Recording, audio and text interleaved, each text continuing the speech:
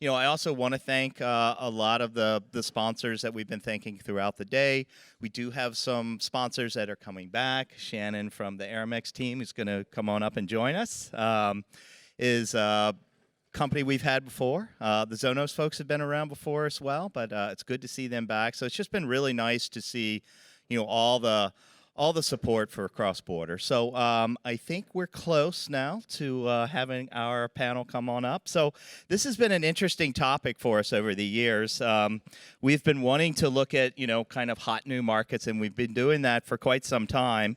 And one of the markets that we have never really covered at Guelph as much as we'd like has been the Middle East. So as I mentioned earlier today when we were doing probably our 15th session, does that sound right, Jose, on China at Guelph, we don't spend as much time on EMEA either. So that's something that we've wanted to kind of pull together. Now, tackling the entirety of Europe, the Middle East, and Africa is probably something that we could create an entire day about.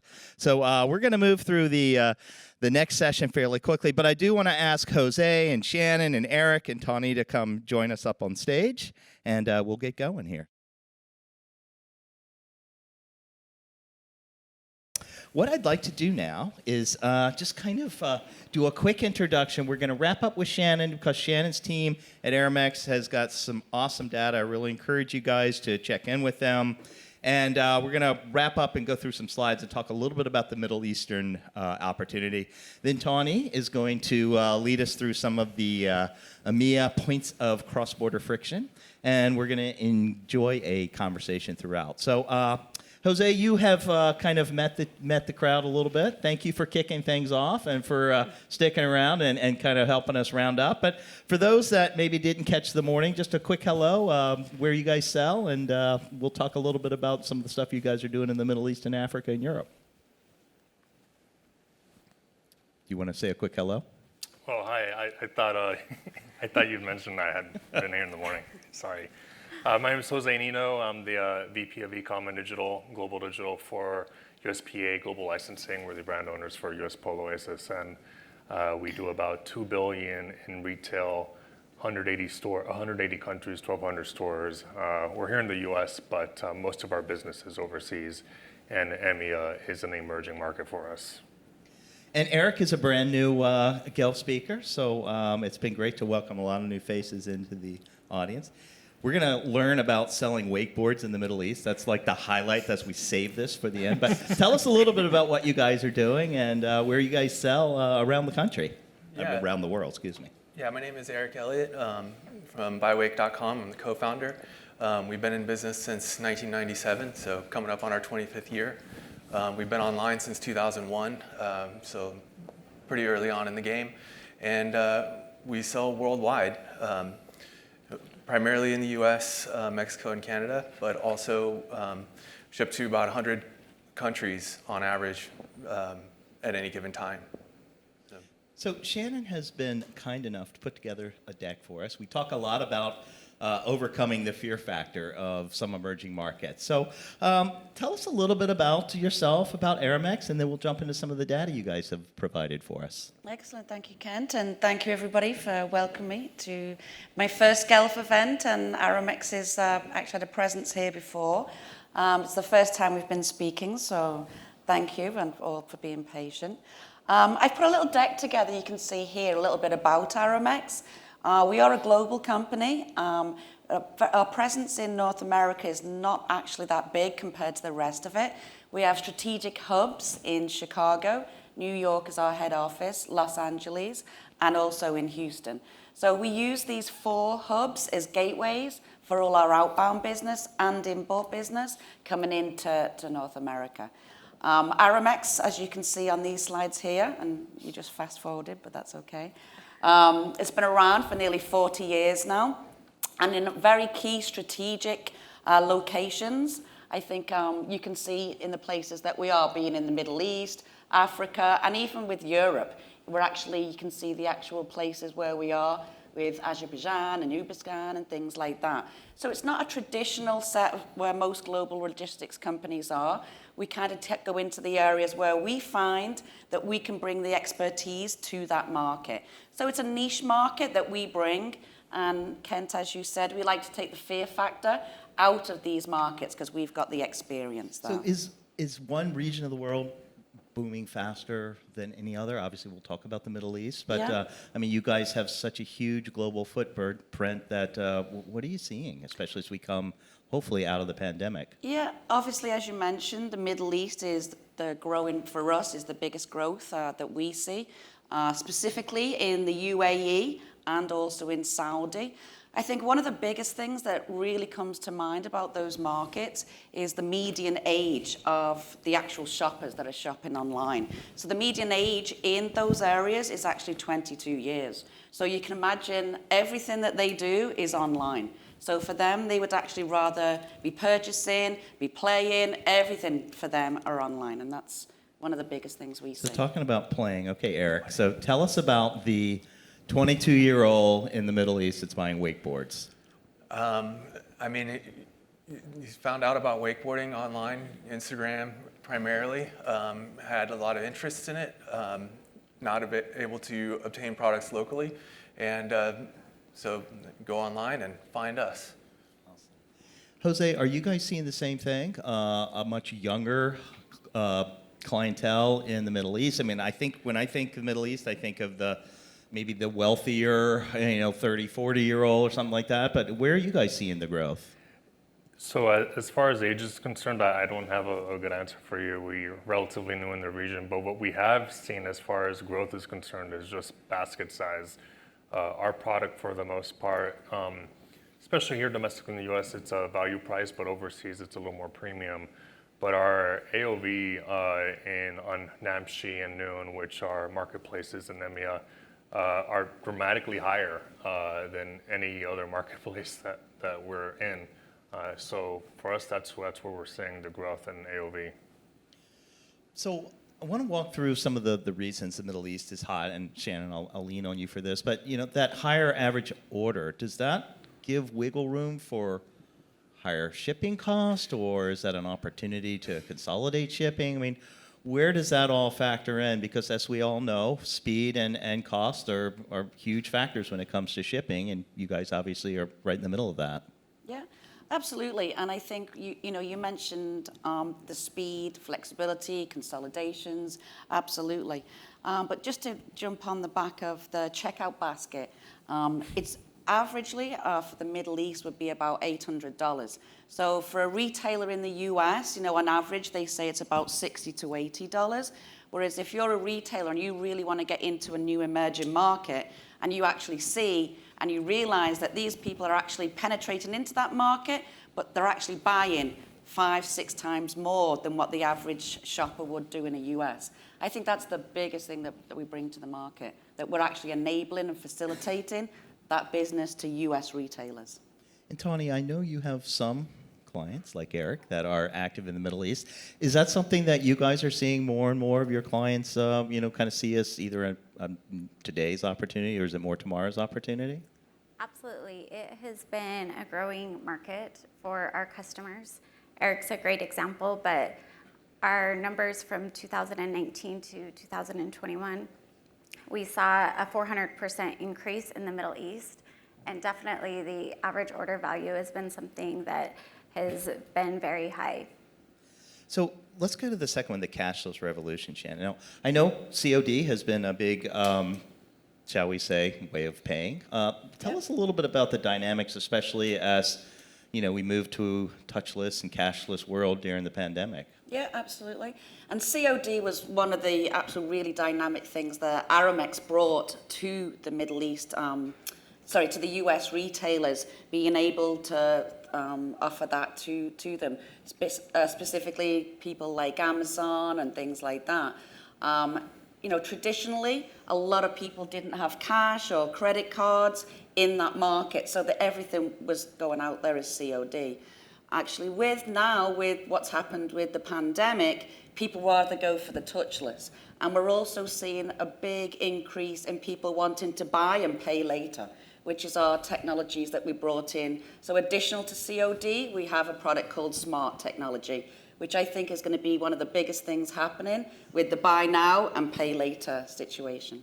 So number 4 and 5 on here, well, obviously we talk a lot about the high internet penetration. We've talked about social throughout the afternoon. I kind of wanted to weave that in. Jose, Eric, jump in. Are you guys seeing a different use of influencers and social media in the Middle East versus some of your other markets, or is it still just part of the mix? Well, I can speak to our social profile in Turkey. Yes. We're a licensed business, so we license on not only the brand, but a lot of the marketing tools that our licensees use. And Turkey's actually our largest Instagram profile. It's the most engaged, the most followers, and we have profiles essentially in every major country. So in Turkey, we see a lot of engagement from our IG profile, much more so than other territories, and we spend significantly more on IG advertising in Turkey than other regions as well. Turkey's a very high, and I put that cohort up yesterday. Apparel is one of the top categories, and of course that goes hand in hand with influencers. So we're seeing a lot of social ROI where we don't see elsewhere. Eric, do you guys do much social? Yeah, quite a bit.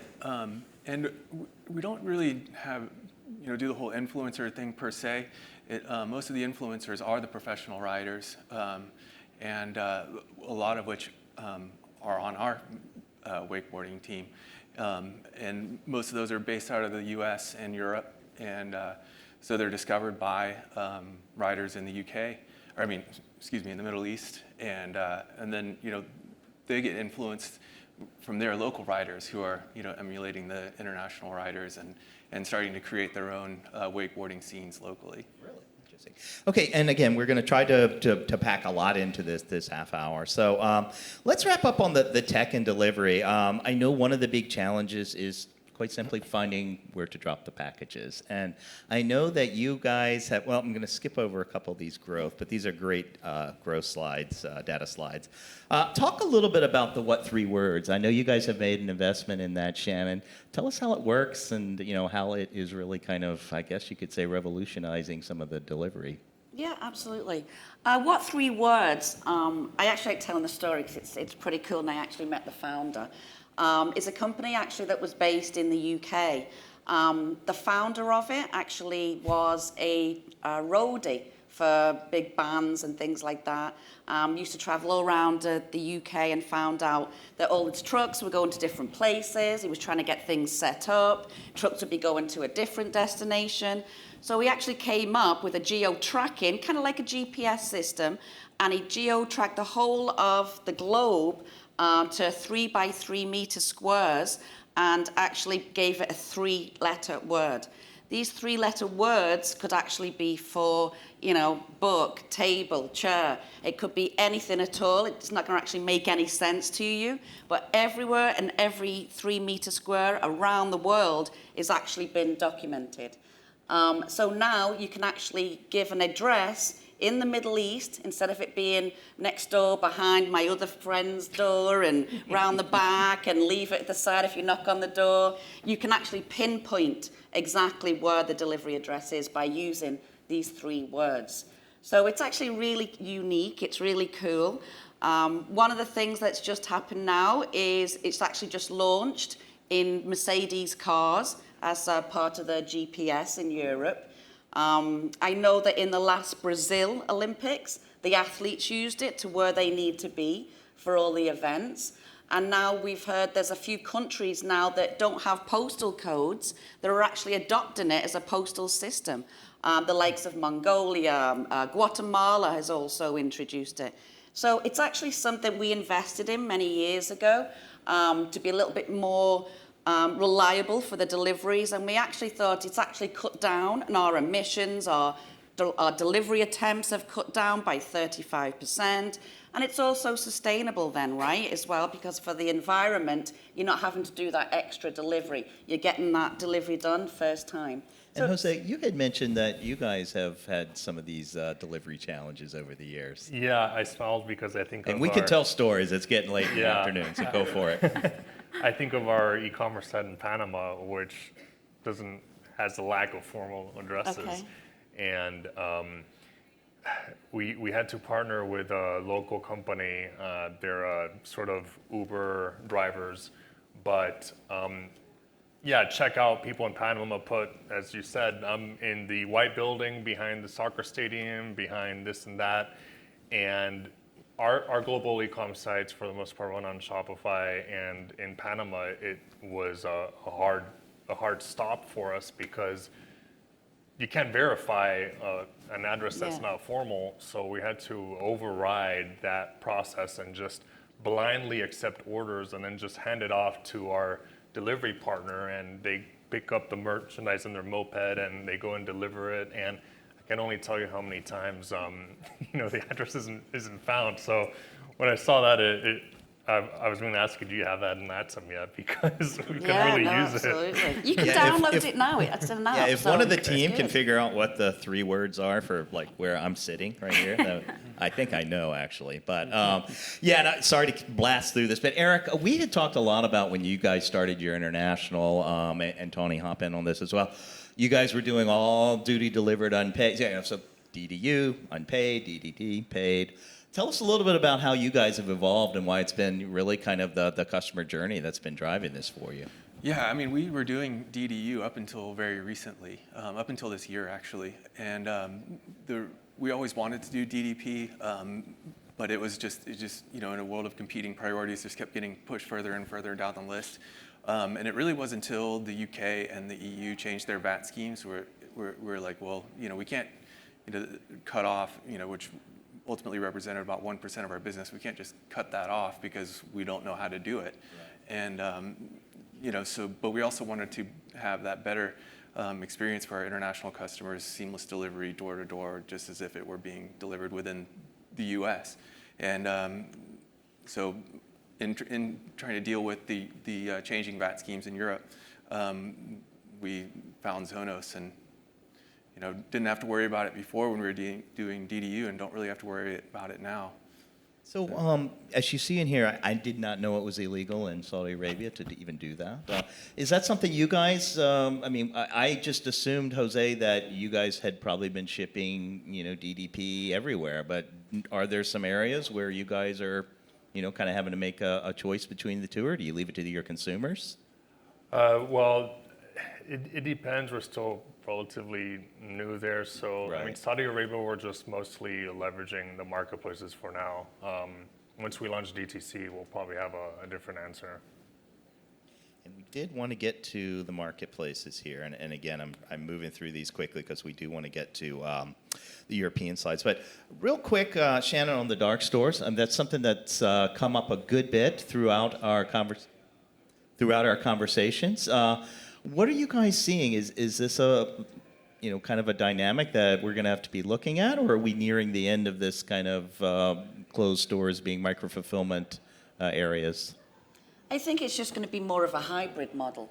I think somebody mentioned it yesterday with regards to moving from traditional brick and mortars to more online. And I think we saw the decline that's been happening now that people want to go out again. I think it's going to be a bit of a hybrid model, and I think the dark stores are going to be pretty important to be able to fulfill, because the demand of the customer at the end of the day and the consumer, and I'm just as bad, I want my shipment as fast as I can, right? So I think it's going to be a bit of a hybrid model with dark stores or fulfillment centers moving closer to the consumer. Right. So we're not going to be able to cover Africa as much as we'd like, as I've been saying all afternoon. The conversation starts on the stage here, and then it extends into the rest of the afternoon. So, Shannon, I do want to thank you for the slides. And these guys have a lot of great data. So reach out to Shannon; she can get you a little bit more data.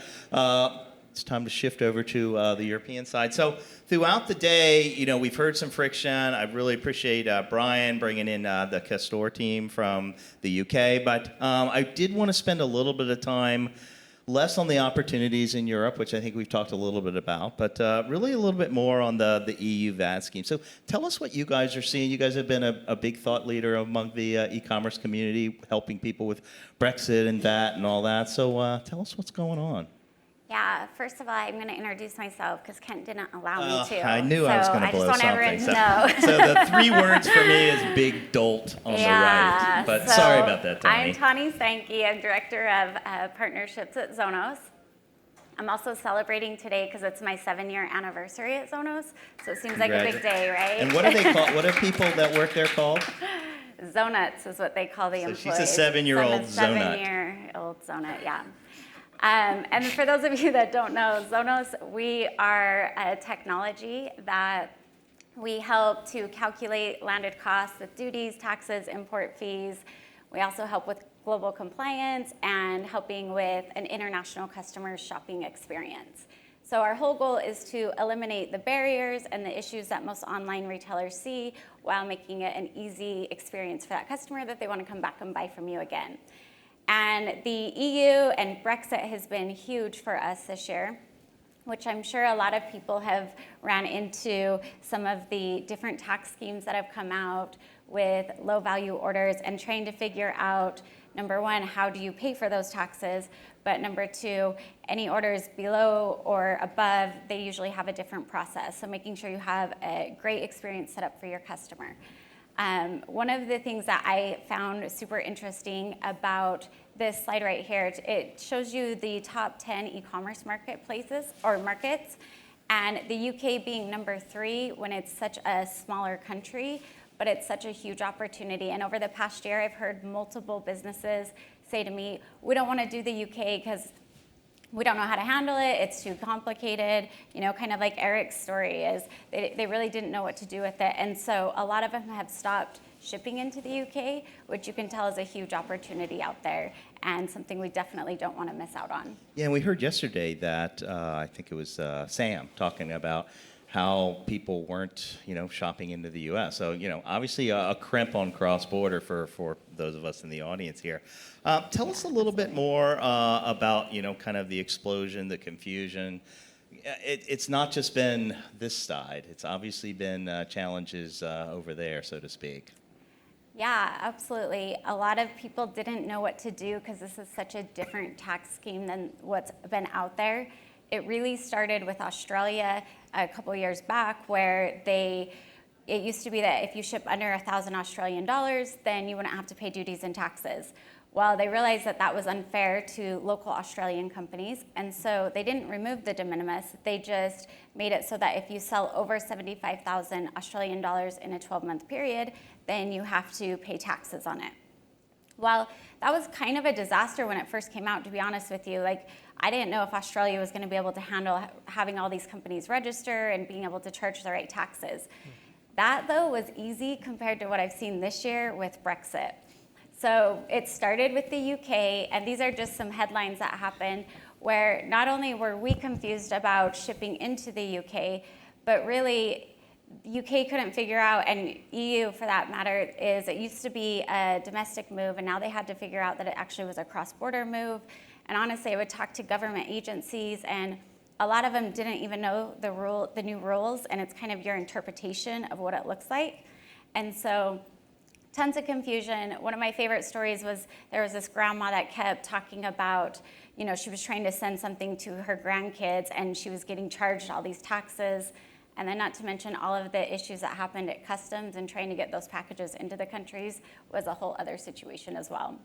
So, Jose, what did you guys see as far as Brexit? That obviously, a lot of business in Europe proper and UK, and was it just a nightmare or? Yeah, we recently, probably 18 months ago, launched what was intended to be an all EU site.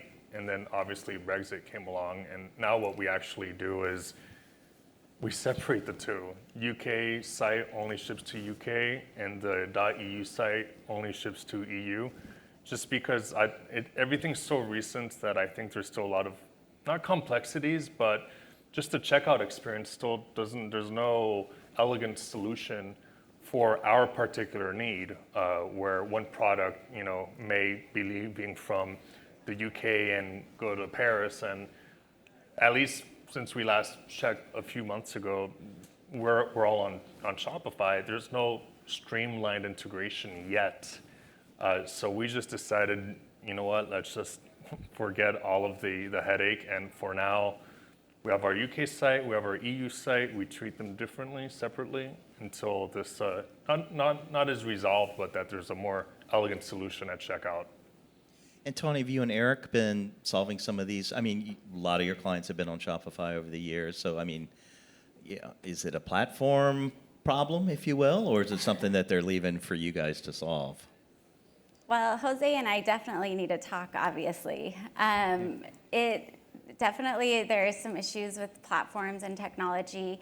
The problem is that it was confusing for people. So, and this is like really high level, and like Kent said, this could be a whole day conversation.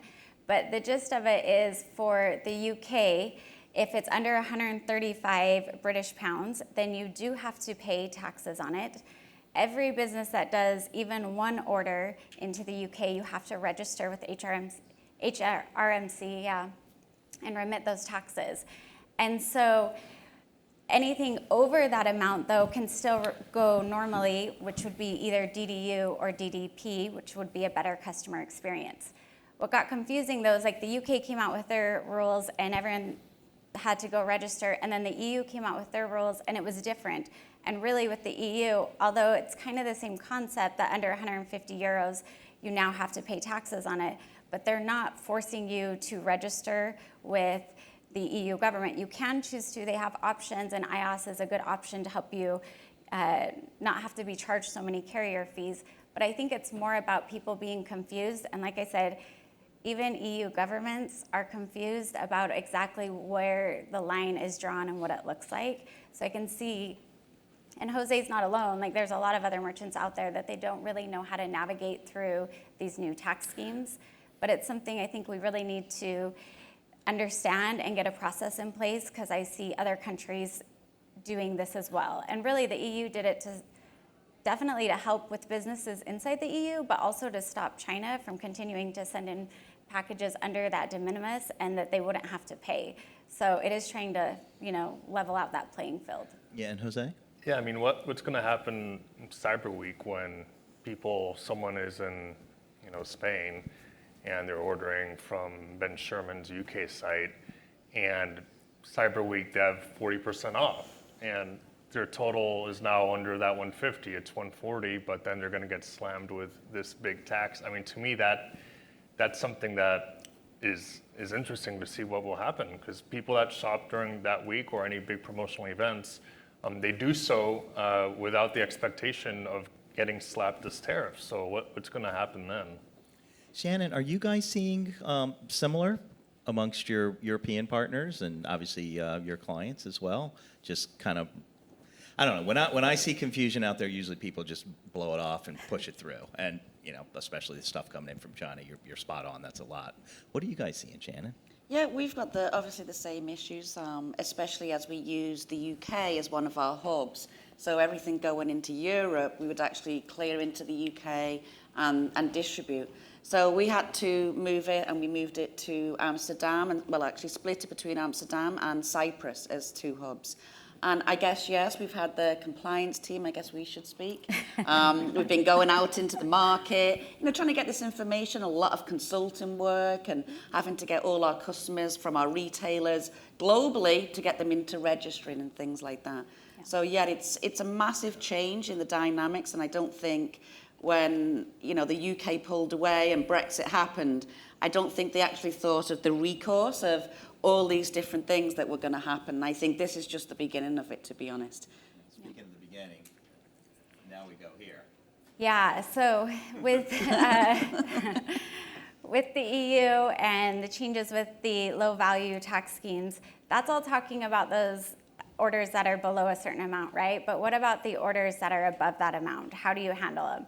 I put up here, this is just an example of an order going into, I have it in British pounds and in euros, of what actually goes into a landed cost, which we've talked only really about taxes today, but also you have duty. Certain countries charge taxes on the duty, and certain countries charge taxes on the shipping, and then you also have carrier fees in there.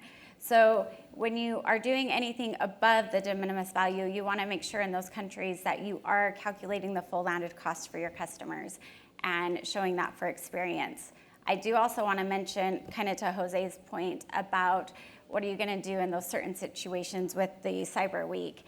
And one of the other benefits, I'm going to say, of the whole low value tax schemes is I think it's going to make people get better at their commercial invoice and their shipping, because that can help some of those solutions, is making sure that you and your customer are being charged the right amount.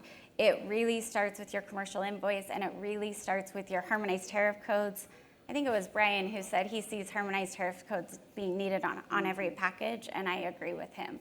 So this is the time to get that in place when doing these types of countries as well. So all commerce is cross-border commerce, right? Yeah, Is that our yeah. new tagline? Sorry, yeah. Sorry I don't have like a Fast and Furious for you guys. But and I know we're getting down to the end here.